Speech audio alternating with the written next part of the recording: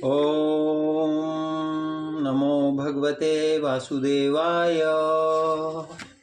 ओम नमो भगवते वासुदेवाय। नारायणं नमस्कृत्यं नरं चैव नरोत्तमं देवी सरस्वतीं व्यासं ततो जयमुदीरयेत। कृष्णाय वासुदेवाय हरये परमात्मने प्रणतक्लेशनाशाय गोविंदाय नमो नमः।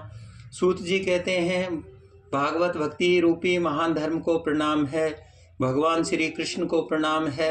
भगवान के मुख से निकले सभी ब्राह्मणों को प्रणाम करते हुए सनातन धर्मों का सार सुनाता हूँ। श्रीमद् भागवत पुराण सर्वथा पापहारीशम भगवान श्री हरि का संकीर्तन है। इस भागवत महापुराण में परम रहस्य में अत्यंत गोपनीय ब्रह्म तत्व का वर्णन है। उस ब्रह्म में इस जगत की उत्पत्ति, स्थिति और प्रलय की प्रतीति होती है।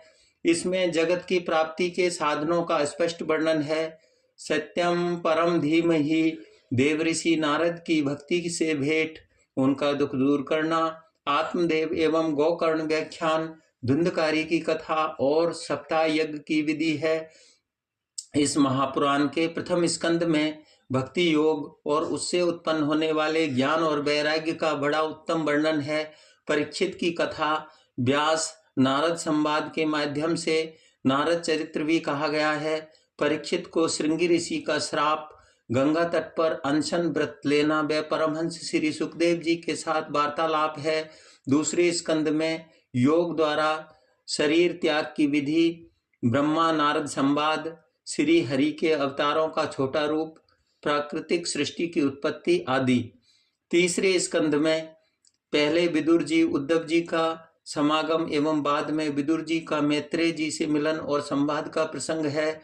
7 प्रकृति की विकृतियों के द्वारा कार्य सृष्टि वर्णन, ब्रह्मांड की उत्पत्ति और विराट पुरुष की स्थित स्थूल और सूक्ष्म का वर्णन, पृथ्वी का भगवान वराह के द्वारा उद्धार, हिरण्याक्ष का वध, देवता पशु मनुष्यों की सृष्टि, रुद्रों का प्रसंग, अर्धनारी नारी नर के स्वरूप का विवेचन, मनु और शत्रुपा का जन्म, कदर्म का चरित्र, भगवान कपिल का अवतार और कपिल भगवान द्वारा अपनी माता देवहूति को अहेतु की भक्ति का प्रसंग है। चौथे स्कंद में मारीची आदि 9 प्रजापतियों का जन्म, दक्ष यज्ञ का विध्वंस, ध्रुव और पृथु चरित्र, प्राचीन ब्रह्म और नारद संवाद का वर्णन है। 5वें स्कंद में प्रियव्रत का उपाख्यान, नाभि ऋषि का उद्धार, भरत चरित्र, दीप वर्ष समुद्र पर्वत नदियों का वर्णन, पाताल और नरकों का वर्णन है। 6ठे स्कंद में दक्ष की उत्पत्ति, दक्ष पुत्रियों की संतान, देवता असुर मनुष्य पशु पर्वत जन्म कर्म, वृतासुर का जन्म और उसकी परम गति का वर्णन है। 7वें स्कंद में मुख्यतः हिरण्याकश्यपु और हिरण्याक्ष के जन्म कर्म व दैत्य शिरोमणि महात्मा प्रहलाद के उत्तम चरित्र का वर्णन है। 8वें स्कंद में मनंतवारों की कथा, गजेंद्र मोक्ष, भगवान विष्णु के विभिन्न अवतार, कूर्म मत्स्य वामन धन्वंतरी है गिब्र आदि अमृत प्राप्ति, देवासुर संग्राम का वर्णन है। 9वें स्कंद में मुख्यतः राजवंशों का वर्णन है। राजा इक्ष्वाकु के जन्म व वंश विस्तार, महात्मा सुद्रुम्न, इलाक व तारा की कथा, सूर्यवंश का वृतांत, शशाद और नृग, सुकन्या का चरित्र, ययाति खटवंगांग, मानधाता, सगर, अज, दिलीप, रघु और महाराज दशरथ और भगवान श्री राम के सर्वपापहारी चरित्र का वर्णन इसी 9वें स्कंद में है। इसके बाद निमिका देह त्याग, जनकों की उत्पत्ति, भृगुवंश परशुराम द्वारा क्षत्रिय संहार, इसके बाद चंद्रवंशी राजाओं का वर्णन है। इसमें नरपति, पुरखा, ययाति, नहुस, दुष्यंत नंदन, भरत, शांतनु और इनके पुत्र भीष्म की छोटी रूप में कथाओं का समावेश है। सबसे अंत में ययाति के बड़े लड़के पुत्र यदु का वंश विस्तार से कहा गया है। इसी वंश यदु वंश में भगवान श्री कृष्ण के अवतार ग्रहण किया था। इन्होंने अनेक असुरों का संहार किया। इनकी लीलाओं का कोई अंत नहीं है, न ही कोई इससे पार पा सकता है। हरि अनंत, हरि कथा अनंता, कहीं सुनई बहुविधि सब संता। 10वें स्कंद में भगवान श्री कृष्ण का नाम कीर्तन किया गया है। वसुदेव एवं देवकी के उदर से इनका प्राकट्य हुआ। गोकुल में नंद बाबा के घर लालन पालन, माँ यशोदा के द्वारा लाड प्यार, पूतना उद्धार, छकड़े को उलटना, तृणाव्रत, बकासुर, धेनुकासुर आदि राक्षसों का वध, आग से गोपियों को बचाना, कालिया दमन, अजगर से नंद बाबा को छुड़ाना, गोपियों के पति रूप से प्रसन्न करना, यज्ञ पत्नियों पर कृपा वर्षा, गोवर्धन धारण करना, इंद्र का मान मर्दन, शरद ऋतु की रात्रि में ब्रज गोपियों के साथ रासलीला, शंखचूड़, अरिष्ट केशी वध, अक्रूर जी के साथ मथुरा आना, मुष्टिक चानूर एवं कंस का संहार, संदीपनी गुरु के यहाँ 64 विद्या सीखना, श्री कृष्ण ने जरासंध को मार पृथ्वी का भार हल्का किया, कालयवन को मुचकुंद से भस्म करवाया, स्वर्ग से कल्प वृक्ष लाना, शत्रु को हरा कर रुक्मणी हरण एवं जामवंती, सत्यभामा, कालिंदी, सत्या, पृथ्वी, मित्रवृंदा, भद्रा एवं लक्ष्मणा के साथ विवाह, भौमासुर को मार, 16,100 कन्याओं को ग्रहण करना, कृष्ण सखा सुदामा की ऐश्वर्य की प्राप्ति, शिशुपाल, मुरु, दंतवक्र, पीठ का वध, धर्म युद्ध में पांडवों को निमित्त बनाकर पृथ्वी का भार उतारना। 11वें स्कंद में भगवान श्री कृष्ण ने ब्राह्मणों के शाप के बहाने यदुवंश का संहार कराया। इस स्कंद की खास बात यह है कि इसमें श्री कृष्ण भगवान का अपने प्यारे उद्धव से बहुत ही अद्भुत संवाद है, जिसमें आत्मज्ञान, धर्म निर्णय एवं आत्मयोग से मृत्यु लोक का त्याग है।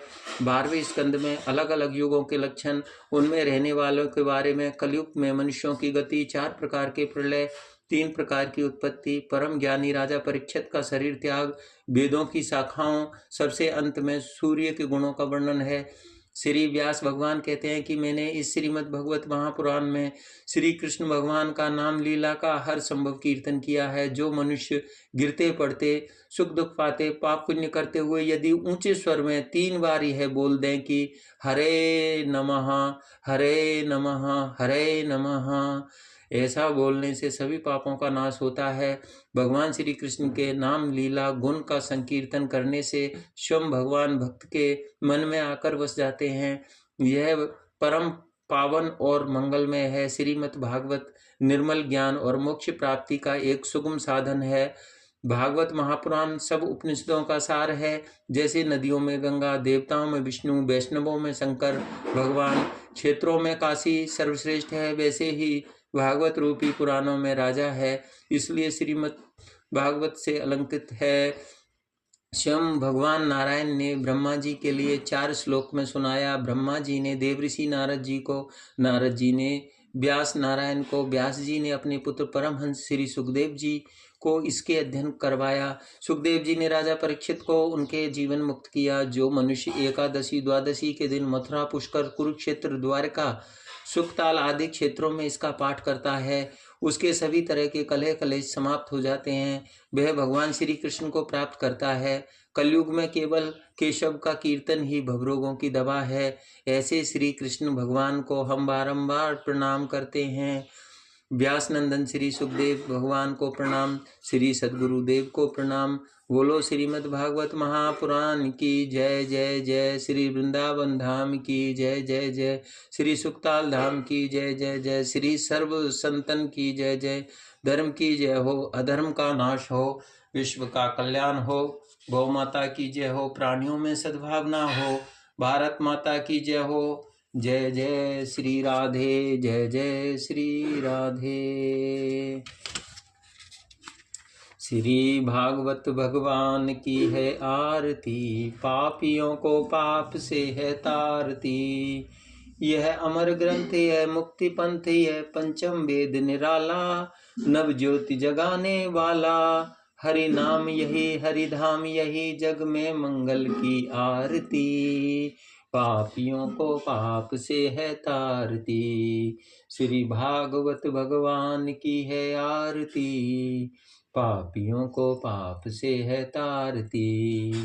यह शांति गीत पावन पुनीत, पापों को मिटाने वाला, हरि दर्श कराने वाला। यह सुख करनी, यह दुख हरनी, श्री मधुसूदन की आरती।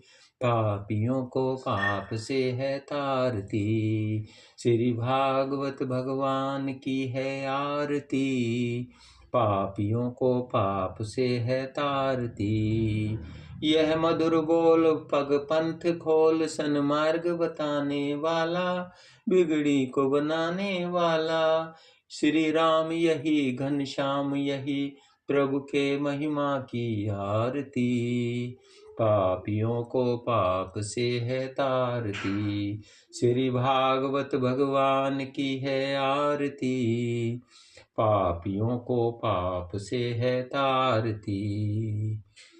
नाम संकीर्तनम यस्य सर्व पाप प्रणाशनम, प्रणामो दुख शमनमस्तम, नमामि हरि परम। एक श्लोकी भागवत। आदो देवकी देव गर्भजन्नम, गोपी गृह वर्धना, माया पूतन जीव तापहरणम, गौवधोदारणम, कंसच्छेदेवनम, कौरवादिवन हननम, कुंती सुता पालनम। एतद् भागवतम पुराण कथितम, श्री कृष्ण लीलामृतम। भक्ति भक्त भगवंत गुरु चतुर्नाम,